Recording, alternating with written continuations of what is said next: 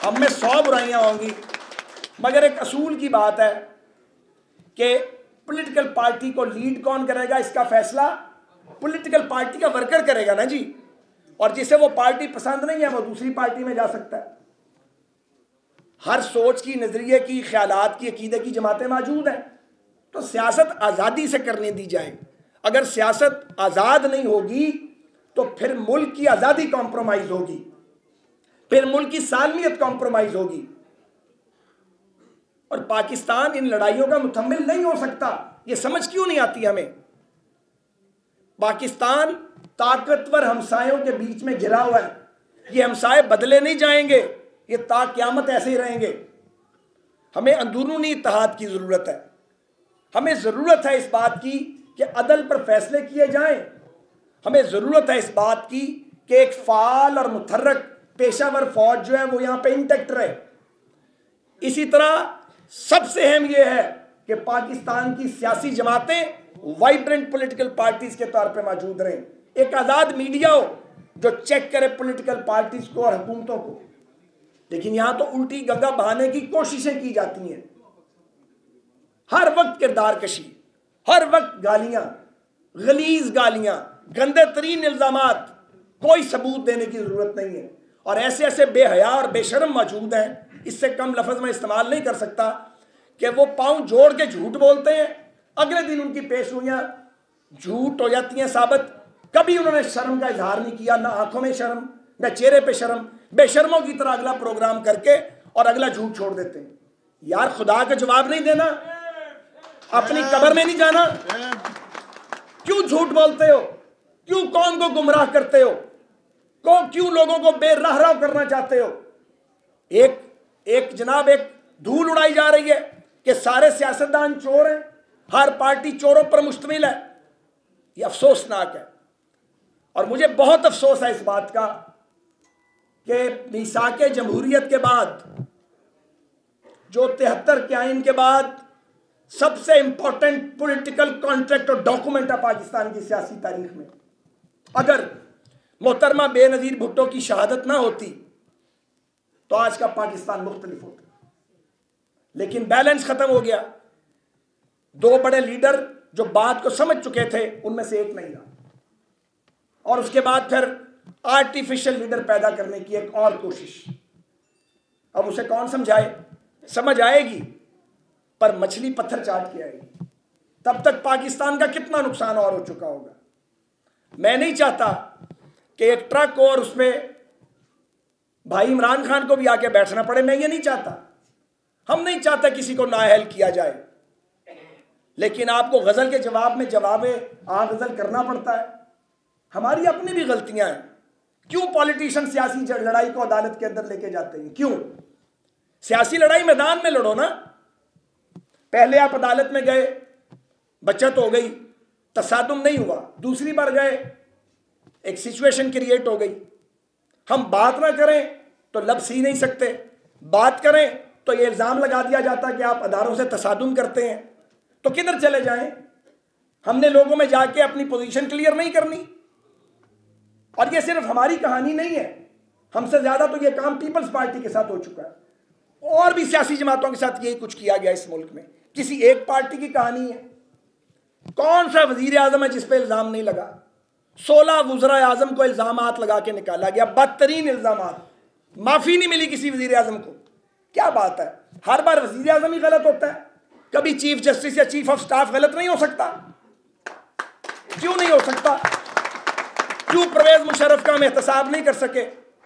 हमारी जमहूरियत में इतनी जान थी, जितनी जान थी उतनी देर उसको रोके रखा। क्यों चीफ जस्टिस जो थे इफ्तिखार चौधरी, उनके बेटे का मामला आया तो उनकी अकाउंटेबिलिटी नहीं हुई?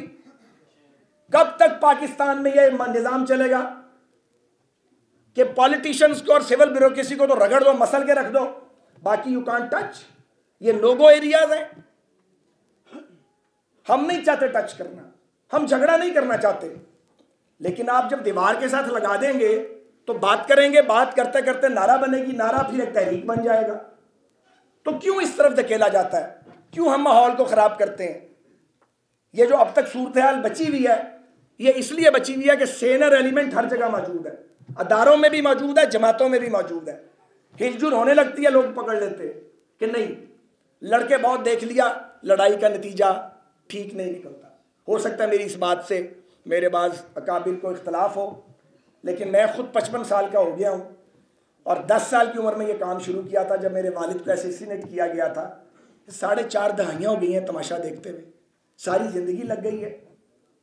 लड़ लड़ के देख लिया, बातें करके देख लिया, कोई रास्ता नज़र नहीं आता। तो कुछ चीज़ों पे कन्फ्यूजन नहीं होनी चाहिए। एक तो कन्फ्यूजन इस बात पे नहीं होनी चाहिए, अगले दिन मैंने असेंबली में भी ये कहा था, चंद आदमी किस्मत का, कौम की किस्मत का फैसला नहीं करेंगे, करेंगे तो हम नहीं मानेंगे, कुछ हो जाए, कोई कीमत उसकी अदा करनी, बिल्कुल नहीं मानेंगे। इस असूल पे कॉम्प्रोमाइज़ नहीं करेंगे। जिस असूल के लिए हमारे बड़े कब्रों में उतर गए, उस पर हम कोई समझौता नहीं करेंगे। झगड़ा हमें किसी के साथ नहीं करना, किसी को डिफेम नहीं करना। अब भी वक्त है, हम मिल के हालात को संभाल सकते हैं। पाकिस्तान अदारों की, सियासी जमातों की, पार्लियामेंट की बाहमी लड़ाई का मुतहम्मिल बिल्कुल नहीं हो सकता, बिल्कुल नहीं हो सकता। कोई आइडियल सिचुएशन नहीं है।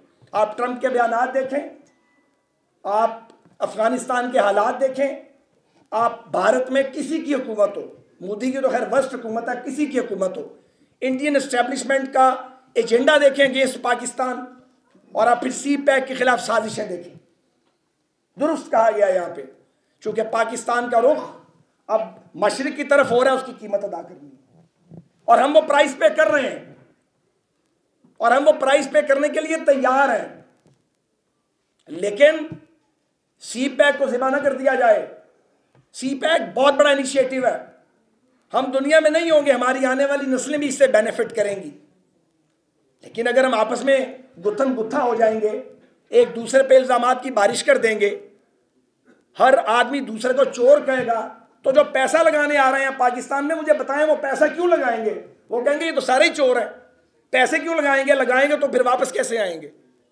ये एक सवाल है, इसका जवाब चाहिए और इसका जवाब लेना है पाकिस्तानी कौम ने। क्यों लोगों की विजडम पे भरोसा हम नहीं करते?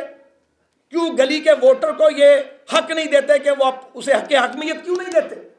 और अगर वो वोट दे देता है तो फिर वो अथॉरिटी ड्राइव क्यों नहीं कर सकता जो चीफ एग्जीक्यूटिव है, वो सूबे का हो या वो मरकज का हो? इस तरह तो नहीं चलेगा। इस तरह शायद 10-20 लाख का मुल्क चल सकता हो, 21 करोड़ का न्यूक्लियर स्टेट इस तरह नहीं चल सकती है।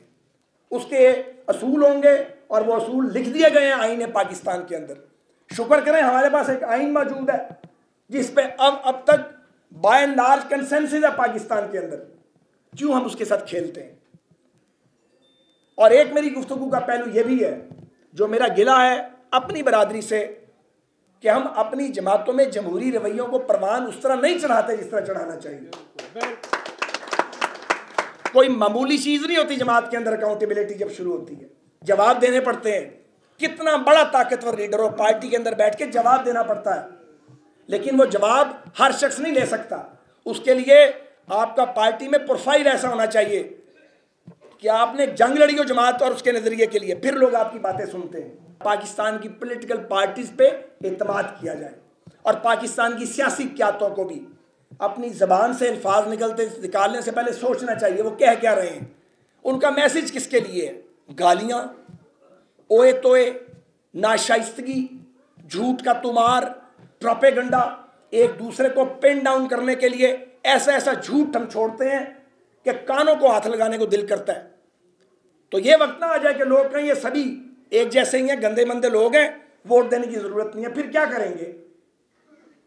इसलिए हम सब के लिए ये बेहतर है कि हम अपने मुल्क में असूली सियासत को रिवाज दें, जमहूरी सियासत को रिवाज दें, अपने रवैयों के अंदर शाइस्तगी लाएं और असूलों के ऊपर कोई समझौता ना करें। पाकिस्तान में जमहूरी निज़ाम को, आइन की हुक्मरानी को और अवाम के हक़ हाकमियत को मजबूत करने के लिए अल्लाह करीम हमारी रहनुमाई फरमाए और हमें राह रास्त पे रखें। पाकिस्तान पाइंदा।